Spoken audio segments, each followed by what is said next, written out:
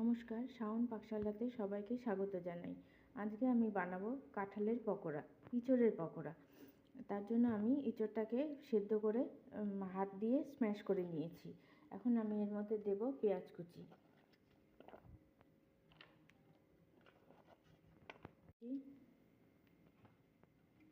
আপনারা যে যেরকম ঝাল খাবেন সেই অনুযায়ী লঙ্কা দেবেন,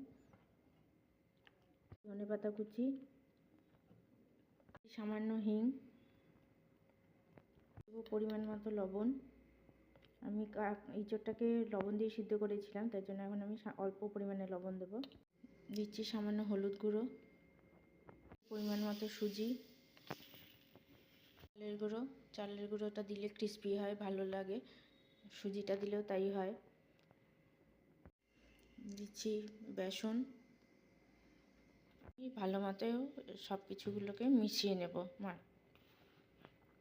জল দেব না, এই ইঁচড়ের সিদ্ধ করার জলের যেটা আছে ওটা দিয়েই ভালো মতো ম্যারিনেট করা হয়ে যাবে।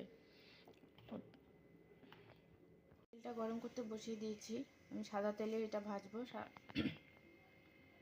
আপনারা সরষের তেলে বা সাদা তেল যেটা হয় সেটাতেই করতে পারেন। আমি এখন পকোড়াগুলো ভেজে নেব।